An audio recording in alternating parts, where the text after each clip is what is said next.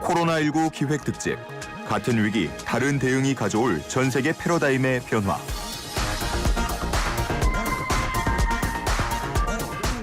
What sort of damage this virus could do if it were to spread in a country with a weaker health system. We must act now to help countries prepare for that possibility. For all of these reasons, I'm declaring a public health emergency of international concern over the global outbreak of novel coronavirus. The main reason for this declaration. 이 바이러스가 보건 시스템이 취약한 국가로 퍼진다면 어떤 피해를 볼지 모르니 조처를 해야 하고 그러한 이유로 국제적 공중보건 비상사태를 선포한다. 이 거브러 여수수 WHO 사무총장의 음성이었습니다. 지난해 12월 중국 후베이성 우한에서 코로나 바이러스에 감염된 환자가 발생한 이후 1월 30일 WHO는 국제적 공중보건 비상사태를 선포하게 되고요. 결국 이 바이러스는 전 세계로 퍼져나가서 경제, 사회적 측면에서 엄청난 변화와 후폭풍을 가져오죠. 5개월을 넘어 이제는 언제 끝날지 모르는 바이러스와의 싸움에서 세계는 어떻게 반응했고 또 우리가 반성할 부분은 없는지 앞으로는 어떤 방향으로 나아가야 할지 저희가 금요일 매주 이 시간을 통해서 5주 동안 집중적으로 조망해보는 시간을 준비를 했습니다. 자, 오늘이 그 첫 시간입니다. 오늘은 한국외대 국제지역연구센터장 맡고 계신 강준영 교수 그리고 김민아 칼럼니스트 두 분과 함께합니다. 어서 오십시오. 안녕하세요. 네, 안녕하세요. 예. 저희가 처음에 이 소식을 전해드렸을 때만 해도 사실 이렇게 오래 갈지 그리고 전 세계에 이렇게 많은 영향을 끼칠지는 저도 그렇고 아마 많은 분들이 상상을 못하셨을 것 같은데요.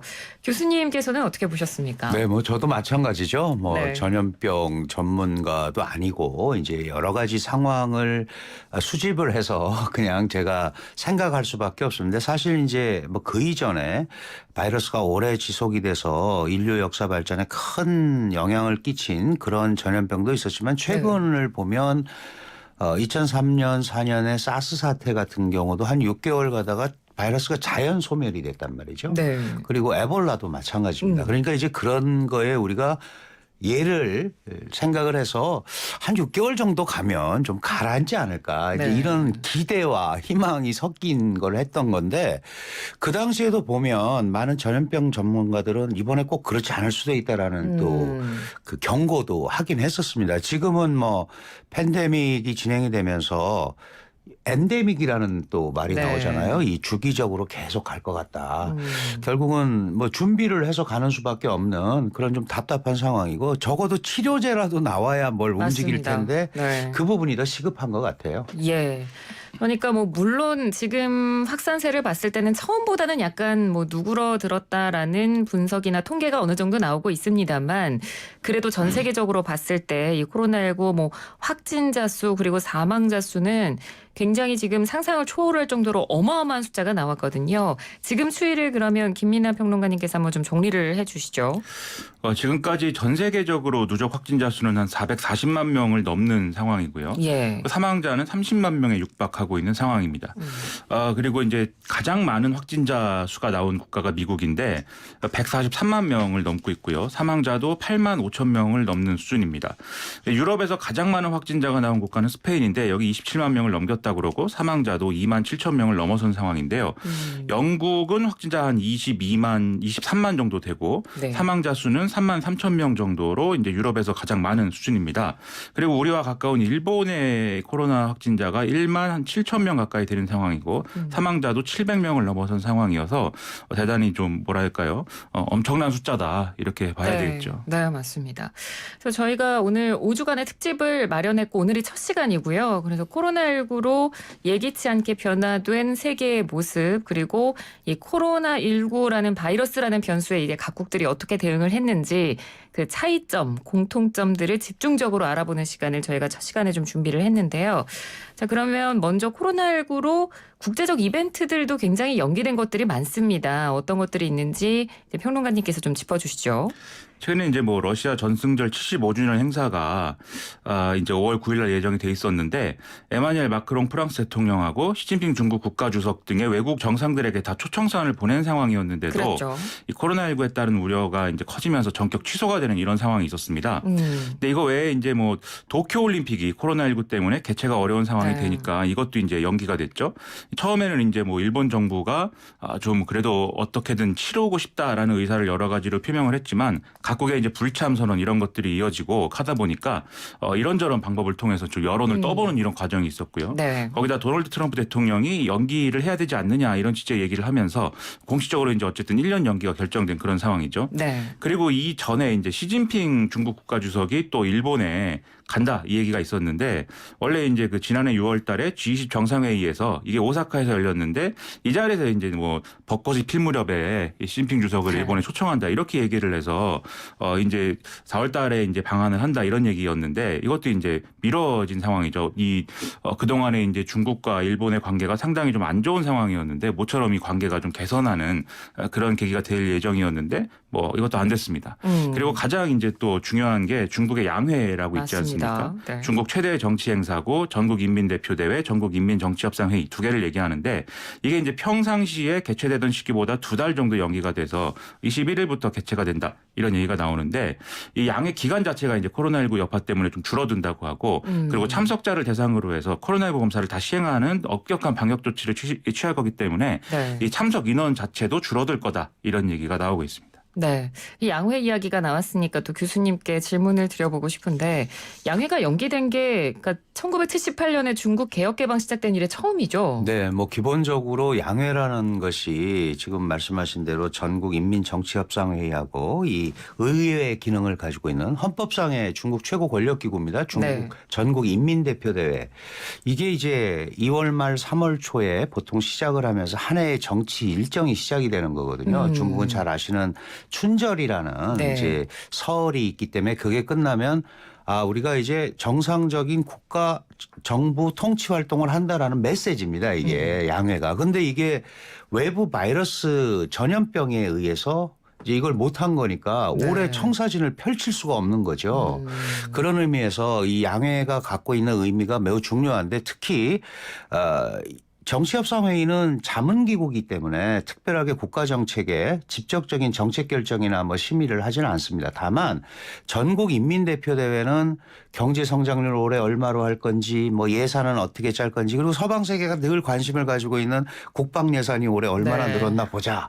이제 이런 그 소위 일련의 농사 중국 농사 짓는 계획을 짜는 거거든요. 네. 그거를 이제 총리가 정부 공작 보고 우리로 치면 이제 업무 보고쯤 되겠죠. 시정 보고를 통해서 알려지는 건데 그게 지금 이렇게 되다 보니 국가가 제대로 기능을 못하는 형태가 되잖아요.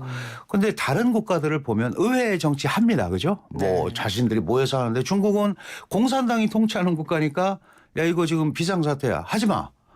그러고서 지금 그냥 3월에 하던 거를 이렇게 2개월 연기하니까 네. 국가 비상사태고 어려운 시기라서 연기를 하는 건 오케이인데 야 이렇게 되면 그 정부가 그냥 막아버리면 못하는 거 아니냐 이런 이제 내부적인 우려들도 조금씩 나오고 있어요. 그런 의미에서 이제 경제 성장률이 얼마가 되고 이런 것보다도 그런 부분에 대한 내용들이 향후에 중국에서 네. 문제가 될 수 있습니다. 네. 그럼 어찌됐건 여러 가지 우려가 나오는 상황에서 연기도 됐지만 결국은 어쨌든 양회가 다음 주부터 시작이 되는데 그렇다면 상황이 그다지 좋지 않은 상황에서 양회가 치러지는 거거든요. 그럼 이번 양회에서 저희가 어떤 것들을 좀 관전 포인트로 뽑을 수 있을까요? 네, 완전히 코로나 바이러스 문제가 종식되지 않았는데도 양회를 한다는 것은 더 이상 이제 미룰 수 없다라는 네. 절박함이 우선 첫 번째일 거고요. 또 하나는 중국이 어쨌든 코로나 관리를 잘해서 안정기에 접었다라는 거를 대외적으로 선언을 하면서 예. 이제 정상적인 국가 정부 통치 활동으로 들어간다라는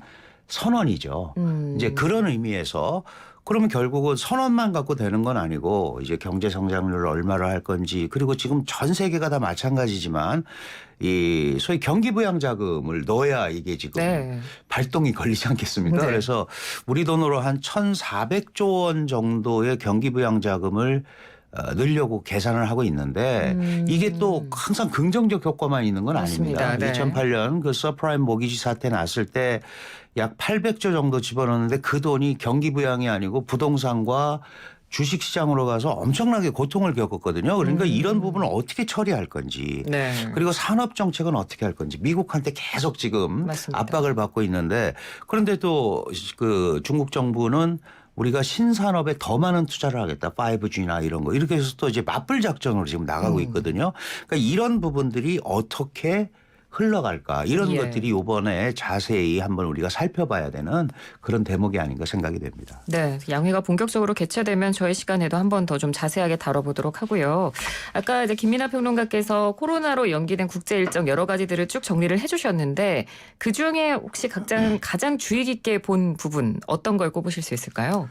전 뭐 도쿄 올림픽이 역시 연기된 게 참 인상 깊었는데요. 네. 전 사실 스포츠 자체에는 관심이 없습니다. 네, 전 뭐 그냥 보셔도 여러 아시겠지만 번 얘기해 주셨어요. 네, 스포츠를 잘하지 못하기 때문에. 네. 근데 이제 도쿄 올림픽이라는 게 갖는 일본 사회의 어떤 의미라는 게 있었던 것 같아요. 저는 뭐 일본 사람이 아니니까 정확히 모르지만 1964년도에 이제 도쿄 올림픽이 있지 않았습니까? 그때도. 근데 그때 가졌던 이제 일본 사람들의 어떤 감정이랄까 이런 것들이 있었는데 그게 뭐냐면 이 도쿄 올림픽을 치르면서 이제 그 어떤 경제 부흥이나 이런 것들을 실제로 이뤘다라는 점도 있는데 네. 그 이전에 이제 어떤 전후 체제를 마감하고 이제부터는 뭔가 완전히 이제 경제 개발의 일로로 이제 달려가서 뭔가 이제 다른 국가들하고 이제 경제를 겨룰 수 있을 만큼의 성장을 할 것이다. 이런 메시지를 주는 그런 국가적인 행사였거든요. 네. 그래서 지금 아베 신조 정권이 이제 그 계속해서 얘기를 하고 있는 게 개헌 얘기를 하면서도 하고 있지만 이제는 그동안의 어떤 과거의 그 태평양 전쟁 이후의 체제에서 시작된 어떤 자신들의 어떤 발목을 잡는 여러 가지 체제들을 바꾸고 싶은 것이고 그 마침표를 찍는 게 이제 개헌인 건데 마찬가지로 그것과 맞물려서 이 도쿄 올림픽의 의미를 실어서 이제부터는 새로운 어떤 뭔가 보통 국가로서의 역할을 할 것이다라는 걸 천명하기 위한 그런 이벤트로 좀 삼으려고 했던 게 아닌가라는 좀 그런 예. 생각을 갖고 있습니다. 왜냐하면 네. 계속 아베 신조 총리가 자기 임기 내에 어쨌든 도쿄 올림픽을 맞습니다. 치러야 되고 그걸 치르고 나서 이제 뭐 그래 물러나더라도 물러난다는 얘기를 하고 있기 때문에 그런 점에서 좀 주목을 했는데 그래서 이렇게 이게 연기된 것이 앞으로 아베 신조 정권의 어떤 진로에 어떤 영향을 준다던가 이후에 어떤 상황을 미칠 것인지에 대해서 좀 주목할 수밖에 없는 일 아닌가 이런 생각을 많이 했습니다. 네, 그러니까 뭐 일본이라는 나라를 차치하고라도 올림픽이 연기되는 것 자체가 사상 초유의 일이었기 때문에 이 부분을 저희가 이제 국제 정치적 면에서 좀 주목해봐야 될 것 같고요. 자, 그리고 코로나19로 인한 대표적인 변화를 꼽는다고 하면 아무래도 언택트를 빼놓을 수 없을 것 같습니다. 그러니까 우리가 쉽게 아는 단어, 뭐 사회적 거리두기라든지 재택근무, 원격 시스템, 온라인 수업, 뭐 이런 것들이 전 세계적으로 공통적으로 나타난 변화였던 것 같아요. 대표적인 걸 좀 평론가님께서 소개를 해주신다면요. 뭐 이 언택트라고 하면 뭐 말씀하신 대로 이제 소비, 서비스, 마케팅, 교육 등의 어떤 전방위적으로 지금 영향을 끼치고 있는 이런 상황이 됐는데요. 네. 뭐 심지어 이제 요새는 취업도 화상 면접으로 이제 한다 이런 얘기까지 나올 정도니까 대세다 이렇게 얘기할 수가 있겠죠. 그리고 이제 외국의 경우에 음식 배달이라든지 뭐 이런 것들이 우리나라처럼 이렇게 일반화되어 있는 상황까지는 아니었는데 맞습니다. 이제 그런 쪽으로 상당히 많이 이제 움직이고 있어서 기업들의 예. 어떤 인수합병이라든가 이런 문제에도 상당한 영향을 끼치고 있다고 하고요. 그리고 가공식품 소비라든지 이런 것도 이제 계속 늘어나고 있기 때문에 이 관련한 산업도 이제 굉장히 이제 주목을 받고 있는 상황이죠. 실제 이런 모습들을 좀 보여주는 사례 중에 포브스가 지난달에 발표한 세계 부호 순위의 변동 이런 것들을 볼 필요가 있는데 네. 지금 화상회의 플랫폼이라고 하는 줌이 있지 않습니까? 네. 요새는 이제 이걸로 이제 그 원격 수업 같은 거를 하고 있는데 네. 이 줌의 창업자가 이제 새로 이제 순위에 들어갔다고 하고 그렇군요. 그다음에 인도의 온라인 교육 앱 개발자라든지 러시아의 온라인 게임 업체를 창업한 형제, 뭐 네덜란드의 음식 배달업 대표 이런 사람들이 신흥 억망장자로 이름을 올리고 있는 상황이라고 합니다. 그러니까 이런 산업들이 좀 발달하다 보니까 아무래도 가장 이제 각광받는 분야가 IT 분야 아니겠습니까? 네. 그래서 뭐 빅데이터, 인공지능, 블록체인, 그다음에 생산에 들어가는 어떤 로봇이라든지 자율주행차 이런 것들과 관련된 여러 가지 경제적 효과 이런 것들을 많이들 얘기를 하고 있는데 지금 뭐 미국의 경우에 굉장히 실업이 심각하고 10년 만에 지금 뭐 최악의 마이너스 성장률 성장률을 기록했다 이런 얘기가 나오는 와중이지만 역시나 이런 상황 때문에 미국 증시의 어떤 강자들은 여전히 이제 뭐 마이크로소프트라든지 아마존, 구글, 넷플릭스 같은 IT 공룡들이다. 그래서 이런 이제 업체들이 언택트 산업의 최대 수혜주다. 이런 얘기들이 쭉 나오고 있다는 거죠. 네. 다만 이제 이 언택트 산업의 어떤 그 활성화에 대해서 우려도 있는데 예를 들면 뭐 재택근무라든지 이런 게 일반화돼서 많은 사람들이 재택에서 근무를 할 수 있게 됐지만 네. 좀 불안정한 일자리를 갖고 있거나 이런 이제 좀 노동자들의 경우에는 사실 재택근무를 하는 게 아니라 일자리를 잃는 상황으로 이어지는 경우가 많을 수 있다는 거거든요. 그렇죠. 그런 점에서는 이제 우려의 목소리도 나오고 있고 오히려 이런 언택트 산업, 언택트 경제라는 게 양극화의 어떤 초석이 되는 거 아니냐 이런 얘기도 나오고 있고요. 그리고 뭐 백화점이라든지 영화관이라든지 사실 안 만날 수 없는 그런 공간도 있는 거 아니겠습니까? 맞습니다. 사실 우리가 방송을 할 때도 안 만날 수는 없습니다. 여기서 네. 지금 앉아서 얘기를 하고 있는데 네. 마이크도 있고요. 네, 다 같이 마이크를 쓰기도 하고요. 네, 이런 그렇습니다. 불안감이 있는데 이런 분야에 대한 걱정도 사실 있다 이런 얘기도 있습니다. 예, 맞습니다.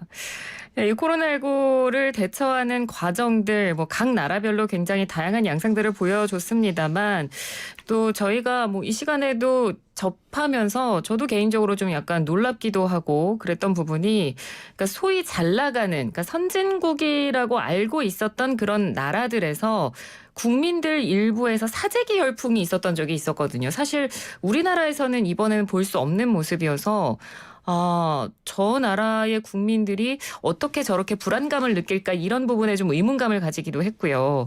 나라별로 왜 이런 차이가 발생했을지 교수님께서는 어떻게 보셨습니까? 사실 이번에 이제 코로나19 사태가 지속되면서 각종 풍자 글들이 많이 오잖아요. 네.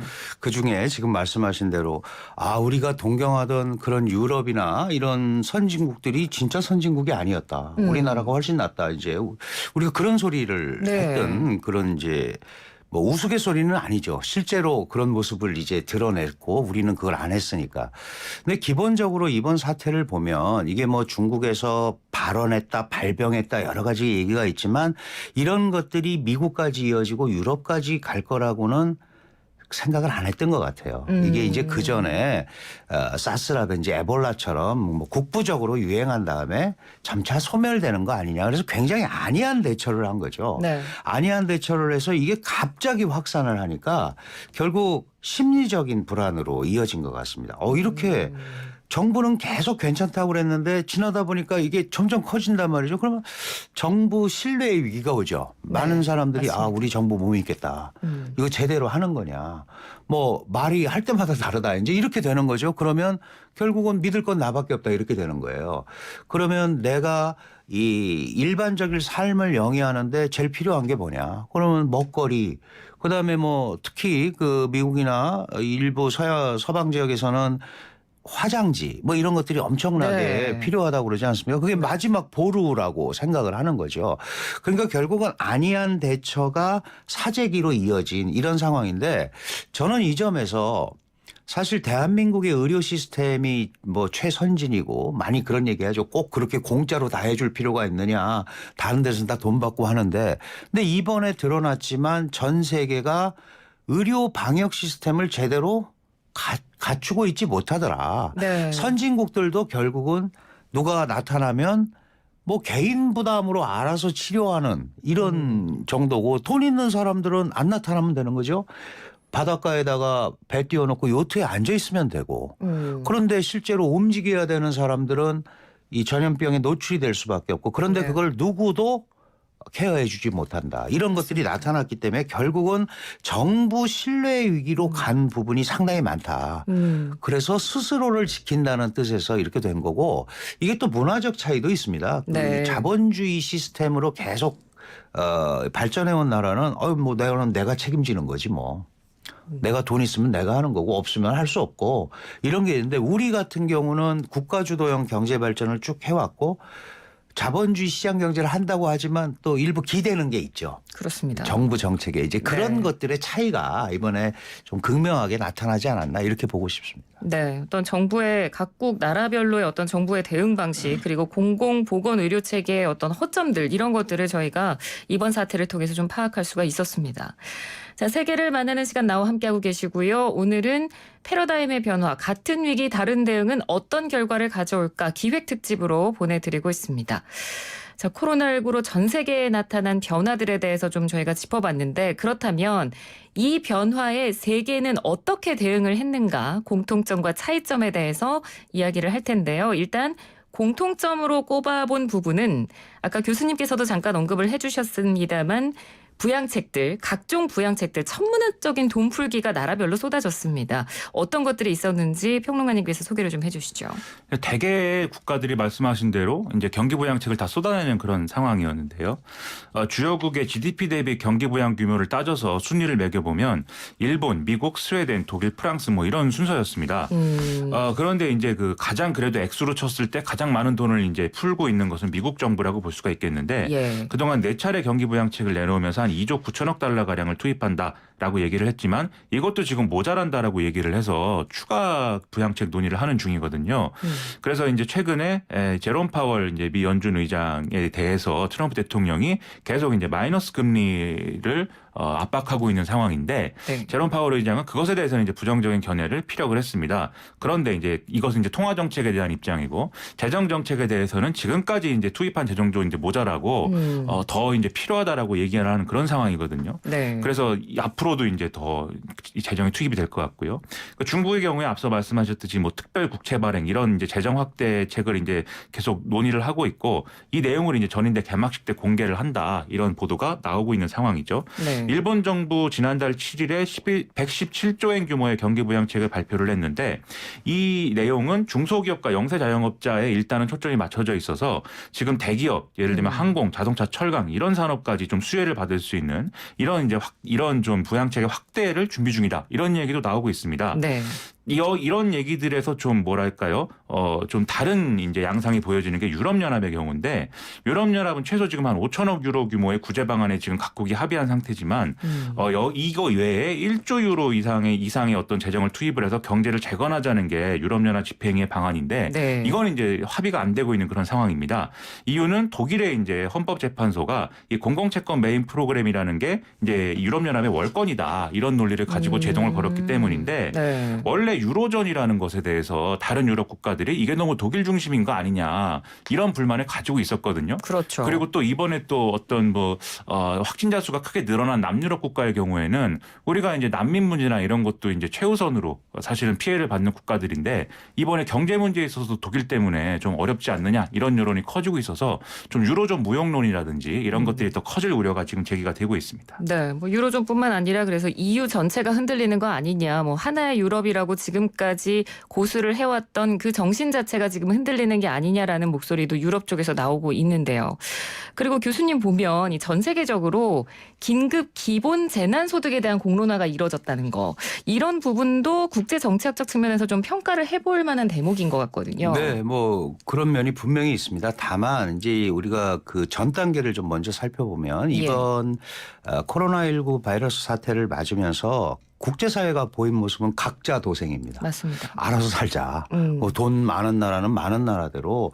근데 이제 이 과정에서 놓친 부분들이 각자 도생을 하다 보니까 국제 공동 방역 이런 부분은 이 실종이 돼버린 거죠. 네. 그리고 이런 얘기도 구체적으로 나오고 있지 않습니다. 우리 한국 정부가 뭐 G20을 그 화상으로 해서 얘기를 했지만 그것도 그냥 큰 틀에서만 얘기를 하는 거고 각국의 협조가 전혀 없거든요. 근데 이제 각국은 결국은 어떤 형태로 접근을 했냐 하면 내가 갖고 있는 돈을 가지고 우리 국민들을 좀 직접 지원을 해서 먹여 살리지. 전 세계적으로 보면 상당한 의미가 있는 겁니다. 왜냐하면 네. 이번에 코로나19 사태 때문에 국제 글로벌 서플라이 체인이라고 그러죠. 국제 공급망이 깨지고 흔들리고 그렇게 됐습니다. 그러니까 이게 재편 과정인데 결국은 많은 사람들이 실직을 하게 되는 거죠. 우리도 마찬가지고 미국도 뭐 실업급여 신청자가 엄청나게 늘어나고 중국도 공식적으로 발표는 안 하지만 지금 엄청난 사람이 자가 됐단 말이죠. 그렇다면 이런 사람들을 살리는 데는 가장 직접적인 현금 지원이 좋다라는 데 공감대를 가지고 있고 일본이나 대만 같은 데는 이전에 해본 적이 있습니다. 그 효과를 아는데 이게 동시다발적으로 다 일어나면 뭐 영향이 있겠죠. 네. 그러면 이것도 뭐 한 나라만 하면 아무 의미가 없는 겁니다. 이제 네. 그런 의미에서 국제 정치학적 정치 경제학적인 측면에서 분명히 의미가 있고 다만 이제 제가 제일 아쉽게 생각하는 건 이런 게 생기고 나면 결국은 인종차별적 요소가 또 많이 나오더라. 지금 난민 얘기도 하지만 동양인에 대한 뭐 너 중국에서 왔니? 아니다. 나는 어디서 왔다. 이런 이상한 그 내부 분열, 네. 아시아의 분열까지 이어지는 이런 모습이 온단 말이죠. 그러니까 이런 부분들을 국제 정치 경제학적 측면에서 풀어가야 된다. 당장의 어떤 돈 이런 거보다는 저는 이번 사태를 보면서 그런 걸 좀 많이 느꼈습니다. 네, 말씀해 주신 대로 이번 코로나19 사태를 겪으면서 자국 우선주의라는 모습을 저희가 정말 많이 확인할 수가 있었는데 그 대표적인 그 정책 중에 하나가 바로 국경을 봉쇄하느냐 마냐. 이 부분에서도 나라별로 굉장히 대표적인 차이들이 있었거든요. 저희가 관련해서 음성을 하나 준비를 했으니까요. 그걸 한번 듣고 이야기를 나눠보겠습니다.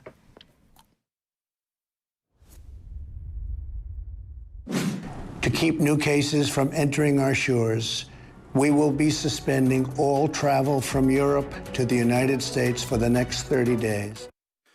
정부가 중국인 입국을 전면적으로 제한하지 않는 것은 우리 국민의 안전을 최우선으로 고려하는 가운데 최선의 대응 방안을 검토한 결과입니다. 감염병은 봉쇄가 아니라 국제연대와 협력을 통해 극복할 수 있다는 것이 국제적 공론입니다.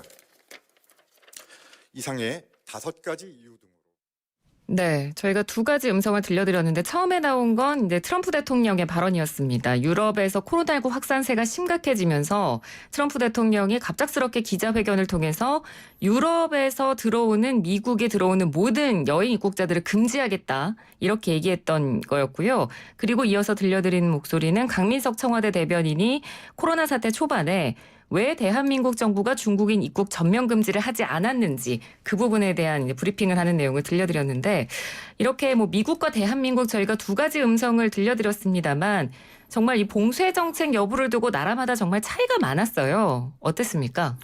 아무래도 사태 초기에는 유럽 국가들의 경우에는 그다지 이제 그 봉쇄에 사실은 무게를 두지 않았던 게 사실이었습니다. 네. 그 초기부터 이제 좀 봉쇄로 나왔던 거는 좀 어떤 그 내부의 어떤 의료 인프라가 부족한 어떤 국가들이나 이렇게 봉쇄하는 거 외에는 사실 대안이 없는 그렇죠. 관광업 위주인 나라들. 그렇죠. 네. 이런 국가들 위주로 이제 봉쇄를 했는데 상황이 심각해지면서 거의 대부분의 국가들이 지금은 국경을 봉쇄하든지 아니면 지역 간 이동을 막든지 이런 것들을 일반적으로 지금 뭐 하고 있는 그런 상황입니다. 네. 이 앞서 말씀드린 유럽의 경우에도 생겐 조약이라는 자유로운 이동이 보장되는 이런 조약이 여전히 있음에도 불구하고 대개 이제 국경을 통제하거나 폐쇄하고 있는 상황인데 근데 이제 유럽 중에서 이제 그렇지 않은 대표적 사례가 많이 회자가 되는 게 스웨덴이죠. 네. 스웨덴의 경우에는 뭐 집단 면역 효과에 좀 기대를 걸고 좀 일상을 그대로 영위하는 이런 실험을 하겠다 이런 것들 때문에 많이 이제 좀 이목이 집중됐는데요. 스웨덴이 이런 결정을 할 수밖에 없었던 것은 역시 경제적인 타격 이런 것들을 상당히 우려했기 때문입니다.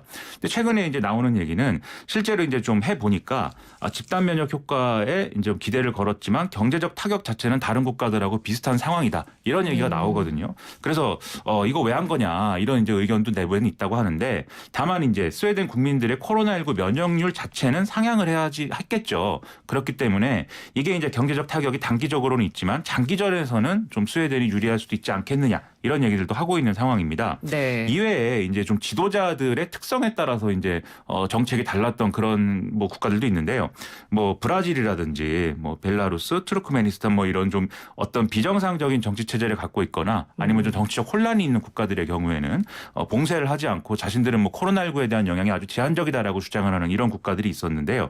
뭐 이 중에 일부에는 뭐 코로나19와 관련해서 얘기를 하면 뭐 잡아간다 사법 경찰이 뭐 네, 이런 국가들도 그런 것도 있어서 있었습니다. 네, 논란이 일고 있는 상황입니다. 근데 지금 봉쇄 중심의 어떤 대책을 펴고 있는 국가들도 지금 여러모로 코로나19를 극복 가능성을 보고 있어서 봉쇄를 완화하는 방향으로 좀 많이 검토를 하고 있는데 일단 세계보건기구는 성급한 봉쇄 완화는 좀 상황을 악화시킬 수 있다면서 경고를 하고 있기 때문에 앞으로 어떻게 될지는 잘 모르겠습니다. 네. 뭐 방금 지도자의 특성이나 그 나라별로 정치적인 상황에 따라서 대응이 조금 달랐던 게 아니냐라는 이야기를 평론가님께서 해주셨습니다만 교수님께서는 이렇게 봉쇄 정책이 나라별로 다른 이유 어떻게 보셨습니까? 네, 사실 뭐 기본적으로 각국의 지도자나 각국의 정보는 관련 정보를 제일 많이 가지고 있습니다. 네. 그 관련 정보를 가지고 어떻게 하는가가 자국에 가장 유리한지를 전략적으로 선택하는 거죠. 그러니까 완벽할 수는 없잖아요. 그럼 이렇게 하는 것이 예를 들어서 한국의 경우에는 한국의 국제관계적 위상이라든지 한국의 방역이라든지 한국 경제에 도움이 된다고 판단을 했기 때문에 지금 그렇게 한 겁니다. 네. 근데 문제는 이게 항상 결과론적이잖아요. 그래서 잘했다 못했다 그러는데 시진핑 중국 국가주석도 초기 대응 부족으로 중국에서 굉장히 어려움을 겪다가 미국에서 터지고 나니까 미국 봐라. 우리가 잘한 거 아니야. 이렇게 좀 상대적으로 된 면이 분명히 있거든요. 예, 예. 그래서 저는 이 정부의 결정을 일단은 어쨌든 굉장히 고심해서 한 거기 때문에 인정을 할 수밖에 없다라고 생각을 하는데 이제 문제는 한국은 통제하지 않으면서도 잘 관리한 국가이기 때문에 지금 세계적으로 방역 모범국이 되어 있습니다. 네. 근데 많은 서방의 언론이라든지 뭐 인권 이런 단체들에서 얘기하듯이 한국과 중국이 다른 게 별로 없다. 왜? 어차피 모든 자료를 갖고 통제를 하는데 중국은 그거를 직접적 통제에 써먹는 거고 한국은 자유롭게 놔두면서 하는 거니까 그 차이지. 네. 그런데 저는 그게 차이라고 생각을 해요. 대한민국이 그걸 그렇게 쓰지 않고 한다면 이렇게 하면서도 나름대로 경제활동과 또 국제위상과 이런 걸 했다면은 꼭 이걸 뭐 점수로 계산할 수는 없지만 산술표로 놓고 보면 이익 부분이 더 많은 그런 현재까지는 결과가 나왔습니다. 그런데 우리가 지금 또 이 이태원발 뭐 이제 네. 이런 것 때문에 좀 고전을 하고 있는데 이런 부분들을 기본적으로 했으면 잘 이어나가서 서로 협력하면서 간다면 충분히 뭐 극복할 수 있다 이런 생각은 가지고 있죠. 네. 예, 알겠습니다. 자, 오늘 코로나19 기획특집으로 마련한 첫 번째 시간이었습니다. 오늘은 전 세계에 어떤 변화들이 있었고 또 각국은 그에 어떻게 대응했는가에 대해서 공통점과 차이점을 한번 정리를 해보는 시간이었습니다. 지금까지 한국외대 강준영 국제지역연구센터장 그리고 김민아 칼럼니스트 두 분과 함께했습니다. 고맙습니다. 네, 감사합니다.